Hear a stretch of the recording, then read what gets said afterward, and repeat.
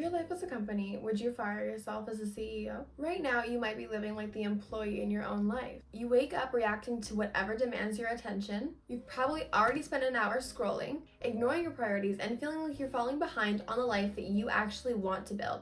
You have bigger goals. Maybe it's traveling the world. Maybe it's running a business. Maybe it's to retire your parents. But somehow, months pass and you still find yourself in the same exact place.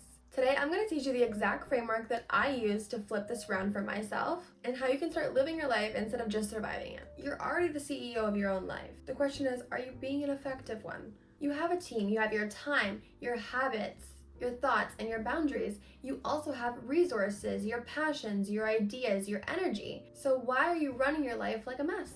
Why are you letting other people's opinions dictate the company's direction? Why are you waiting for someone to promote you, to validate you, when you already own the title? No one's coming to save the company of you. No investor, no rescue plan. You are the plan. You are the plan. You are the vision. You are the brand. So until you start acting like it, your life will stay stagnant. Your typical day looks like. You wake up and immediately check your phone, letting other people's priorities hijack your morning. You make decisions based on what feels urgent in the moment and not what's actually important. Then you go to bed feeling exhausted, but still you wonder what you actually accomplished in the day. This is what I like to call reactive living. And with that, you end up treating your life like the side project instead of the main event. Would a CEO allow their day to be hijacked by some random notifications? I don't think so. But what if you could flip the script? What if instead of reacting to your life, you started strategically designing it? And the difference between where you are now and where you want to be isn't luck, it's not talent, it's just leadership. You already have everything you need to make this shift, you just need the proper framework. First, you need to get clear on your why. You need to understand why you want these things. What makes your desire to accomplish these goals so strong? Every CEO operates with 3 core pillars that you can apply to your own life. The first is vision before action. Instead of bouncing between random goals, you need a crystal clear vision. Step 1, you're going to create a list of life goals, things that you've dreamed of achieving. Is it starting a company? Is it writing a book? Is it traveling the world? Is it retiring your parents? Then you're going to try making these goals as specific as possible.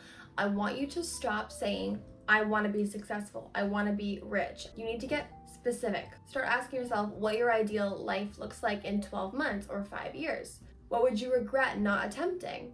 And if money wasn't in the equation, how would you spend your time? So if your goal is to build your dream home, where do you want to build it? Does it have a pool? What do the rooms look like? Are there any specific design elements that you want to include? Then you're going to take that list of specific life goals and separate them into years. So for mine, I broke my goals down into 1 to 5 years, 6 to 10, and anything beyond 10 years. If you want to go a step further, you can go into ChatGPT and input your goals there and ask it, based on the goals below, tell me a story of what my life will look like in 5, 10, or 15 years. Step 2.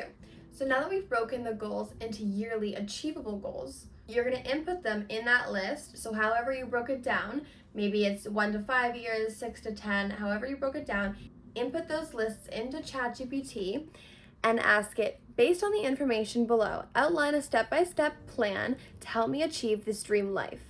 Break down the long-term goals I need to reach and map out actionable steps to get there. Include daily habits that align with this vision and provide small monthly goals and quarterly checkpoints to keep me on track. The more specific the goal is, the easier it will be to achieve it. Breaking down the goals also helps them become more manageable and digestible for you. Remember that your goals are allowed to change. Some things may be less appealing than they were before, but that's okay. And honestly, it's a good thing that they're changing. That just means that you're growing. The second pillar are time and energy audits. So you're going to conduct an audit. You need to audit where your time and energy actually are going based on where they should be going. An easy way to do this is if you're someone like me who lays out their day in a calendar, you can see where your time is going based on little calendars in the corner. So whether you're using Google or Apple Calendar, you should have a little thing in the corner where your calendars are color-coded. For mine, I put the categories of my life in it, so whether it's social time, work, YouTube, personal time, hobbies, etc. Each one has their own calendar, and that way I can, when I look at the overview of my week, I can see what I'm allocating the most of my time to. So if it's covered all in blue, that means I'm spending a lot of time at work. Or if it's covered all in pink, that means I'm directing a lot of my time towards my personal tasks. You can also try this by tracking a week of your life and categorizing it by hour. By tracking your hourly for a week, you can see where your time is going. If you want to start simple, you can just break it down into 4 categories. So one could be dream building activities, health and energy investments, relationship and personal time, and then mindless consumption. I want you to see how much time you're actually spending on mindless consumption. Within this data, it will reveal the gap between your stated priorities and then your actual investments. Within this gap is where your breakthrough lies. To uncover where your time and energy are actually going, ask ChatGPT, conduct an energy and time audit for me. Walk me through the process by asking me one question at a time. At the end, I want you to tell me where I'm putting my time the most and ways that I can allocate more time to my other priorities. And then the third pillar is weekly performance reviews. Every CEO reviews what's working and what isn't. Now, how I do this is I take 15 minutes every Sunday and just do a short check-in. So I'll ask myself, what moved me closer to my goals this week? What drained my energy without adding value? And then what's one thing I can improve on for next week? The part where most people get it wrong is focusing on time management instead of energy management. So for me, I'd like to redesign my week based on my energy zones. So your Mondays could be your high creative energy days. Those could be vision work, content creation, big projects, big decisions, and then you execute on Tuesdays and Thursdays, your tasks, your emails, administrative work. Your Wednesdays could be for meetings, networking, collaboration. Fridays for learning, planning, and your lighter tasks, and then your energy reset can be on the weekends. So this can be for reflections, social time, etc. Obviously, this is different for everybody, and this can change from person to person and also from week to week. Your energy can't stay the same forever. You're gonna have some up and downs, and that's completely normal and totally fine. And that's where having some different forms of daily routines really help. Maybe you have a certain routine for when you have the most amount of energy. Maybe that's when you go for a run and you get done your heaviest tasks, you deep clean, etc.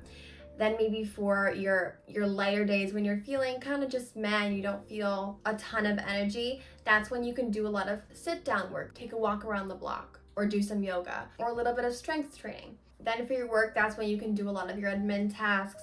The super no energy days, like if you're on your period or something like that, that's when you can have a separate routine for that as well. Tailor it to you, tailor it to how your life is. Routines should not be universal for everyone. Just make sure to align your energy with your tasks, and then everything will become easier. Put into ChatGPT, how can I design my week around my natural energy levels to maximize productivity and focus? Now, if you're new here, I like to do a bit of a mindset shift because the biggest change isn't always tactical, it's about the mental. So you need to stop waiting for permission to lead your own life. For this, we're going to use the old mindset versus the CEO mindset. Your old mindset is, I don't have enough resources. Your CEO is, how do I maximize what I already have? The old mindset is, oh no, I'll do it tomorrow. It's fine. CEO is, what is the smallest step I can take today?